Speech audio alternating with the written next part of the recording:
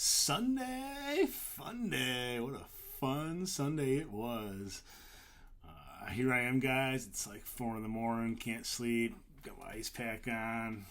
So, whatever. I thought I'd do a little recap here. I used to get stats from this thing, like the Yahoo recaps, and I haven't read them in a while, but they've gotten more in depth. They got some cool stats and decent write-ups. So, Drop Dead Legs comes back to win against Boyman Godpoop, 142-126. Dead Legs stepped up, coming back.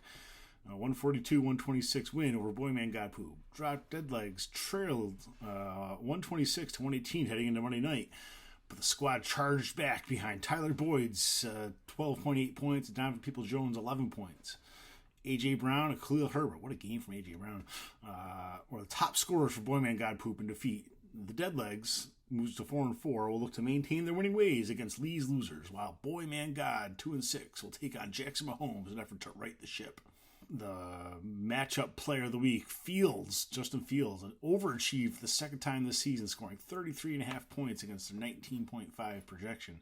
And a 49-29 loss to the Cowboys. He passed for 151 yards, ran for 60 yards, and scored 3 touchdowns. Fields ranks 20th amongst all fantasy players this season and will face the Dolphins next week. Justin Fields, I got him in my ESPN league. Watch out. Game notes. 7 of the 10 starters for Deadlegs scored higher than the projected point totals. Both teams exceeded their season scoring average. Not only did Deadlegs win, but they also covered a 1.62 projected margin of victory. Despite the loss, A.J. Brown recorded 38.6 points, the 4th best score for a wideout this year. Good game, A.J. Drop Dead Legs moves to 3-1 in comeback games this year, while Boyman God falls to 0-4. Next week preview. Dead Legs. Next week will feature 2 squads heading in opposite directions as Dead Legs 4-4 are going to week 9 on a 2-game winning streak, while their opponents, Lee's losers 5-3, come in having lost 2 straight. In terms of scoring production, these 2 squads have been neck and neck recently. Dead Legs have put up 131 points per game over the past 3 weeks, while Lee's losers average 133 over the same stretch. Boyman God. 2 teams sporting matching 2-6 records. Last place Boyman God are set forth to battle the 11th place Jackson Mahomes in week 9. Each side has multiple bye weeks to consider in week 9. The basement battle for Jinxie and Latano. Drunkle Will knocks off Michael's legit team for the 4th straight win, 135-92. Drunkle Will extended their win streak to 4 games with a hard-fought victory over Michael's legit team, securing a 135-92 win. Drunkle Will never trailed in this one after nabbing a 3.9-point lead early Sunday afternoon behind Dalvin Cook's 26 points and Ramondre Stevenson's 20. Joe Burrow, 22, and Jacoby Myers, 18, carried the flag for Michael's legit team in the loss. Drunkle Will look to get another win against Latano's hero, Suck My Dak, a.k.a. Roy Ray, Rob, Will's nephew. While Michael's legit team, 3-5, try to get back on track against Kumush. Nick Chubb was the matchup player of the week, going up against the Bengals in week 8. Chubb ran for 101 yards, 2 touchdowns. Doing so, he put 27.5 points, 54% higher than his 17-point projection. The highest percentage of any player on Drunkle Will's team. Chubb will battle the Dolphins next week. What if? These are some fun stats. I love this shit. Drunkle Will would be 5-3 if they played Michael's legit team every week. Drunkle Will would be 3-4 if they played the same schedule, excluding head-to-head matchups, as Michael's legit team. If Drunkle Will played every team in the league each week, they would be 42-46. Michael's legit team would have lost to every other team in the league this week. Last week, Michael's legit team would have beaten Drunkle Will 121-120. If they played every team every week, Michael's legit team would be 32-56. Coach Talk. Well done, Drunkle Will, fielding a team that won by almost 43 points this past week. Let's keep this momentum going as we step into our next challenge in week 9. Michael's legit team's Coach Talk. Well, we can't really complain about a shortage of opportunities in this one, can we? Our 6 pass catchers, 5 receivers, and 1 tight end were targeted a grand total of 34 times in week 8, with only 18 receptions. This group may be showing signs of chemistry issues. Latano's Heroes knocks off Jackson Mahomes 136-132 in the struggle. Latano's hero earned a close victory over Jackson Mahomes, squeaking by for a 136-132 win. Jackson Mahomes made a run at it on Sunday night, but they came up short. Latano's hero led 136 to 111 after the afternoon action and held on for the win despite 21 points from Stephon Diggs on Sunday night for Jackson Mahomes. Travis Etienne, he looks good, 29, and Jared Goff, 23, were the standout performers for Latano's hero.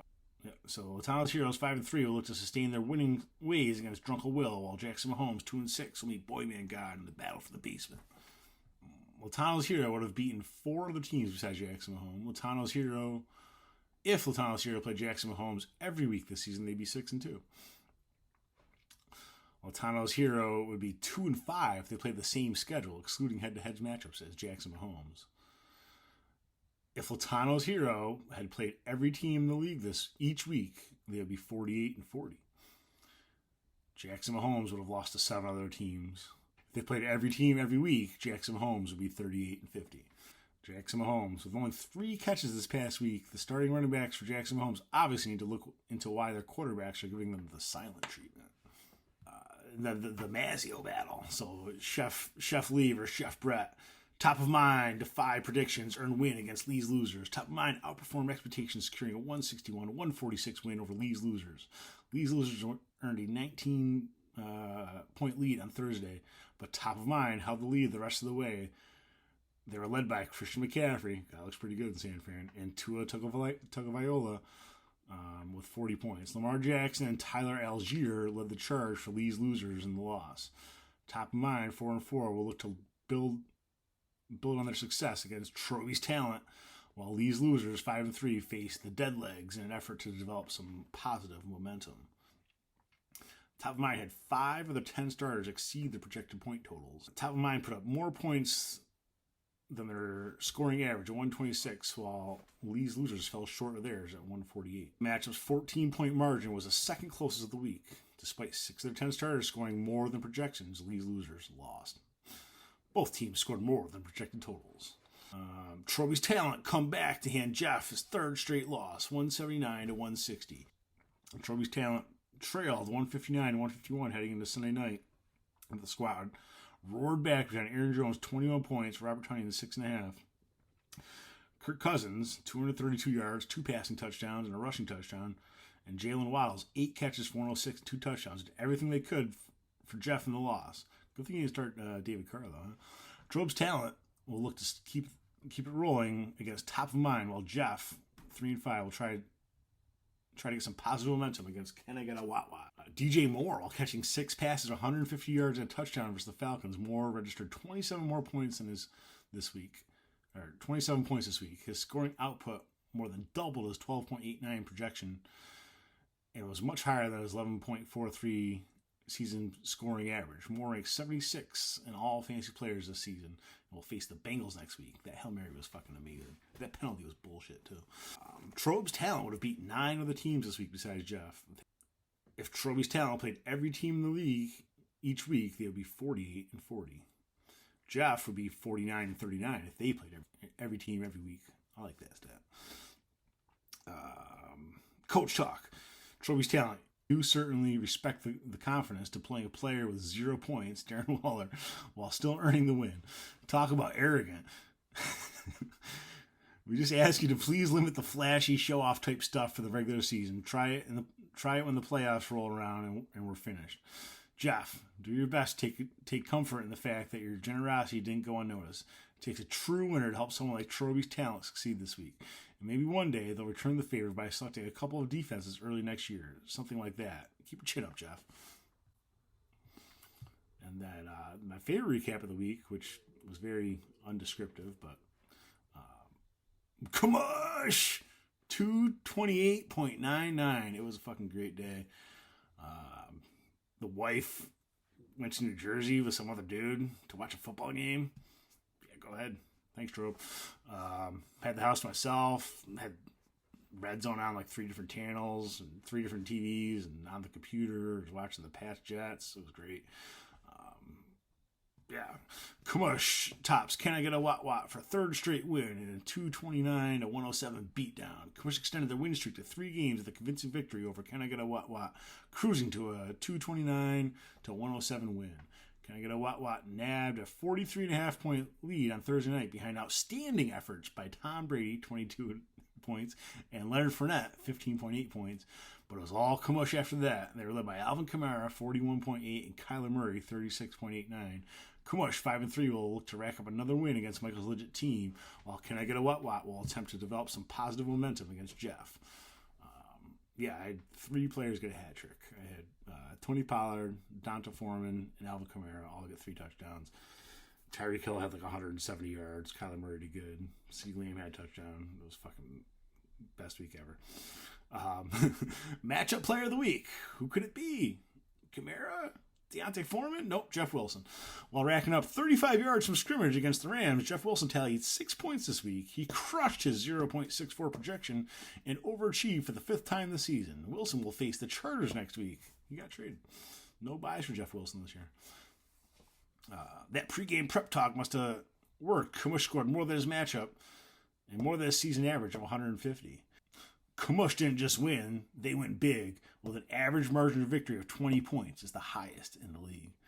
As Herm Edwards once said, you play to win the game. Kamush 5-3 have a better record than Can I Get a What at 3-5. Next week preview. Week 9 features 2 squads taking different directions as Kamush 5-3 into the matchup on a 3-game win streak, while their Week 9 opponent, Michael's legit team, 3-5, come in having lost 2 in a row. Each of these teams have plenty of players on bye. Over the last 3 weeks, Kamush has put up an average of 175 points per game, while Michael's legit team has averaged 111. Can I Get a What? A pair of squads with matching 3-5 records in 9th place. Can I Get a What? Will now have a date with 8th place Jeff in Week 9. But yeah, hey, that's the review. A little different. It's the Yahoo stats, the Yahoo stuff. It's longer. I'll edit it down. I got the lead for single high week, 228.99. Good luck catching that. And I also had the season long point total. So Kamush is feeling pretty good, even after losing Jamar Chase and I trade away whatever, basically Chase for or DeAndre Hopkins for Chase. He got Mahomes. I got Kyler Murray. I feel like that's a wash, but looks like Stump might have won that trade. Good for you, Stump. I'm happy where I'm at. You're happy where you're at. It's all good. Brett, thanks for doing the Monday fun day. Bring lots of energy on that. We like it. Latana will give you a pass on some of these late Friday videos. As always, videos brought to you by 413 Shirts, VA shirts, coffee mugs, socks, anything like that made up, banners, signs, hats. 413 Shirts is your guy. Have fun, guys. Sunday, fun day.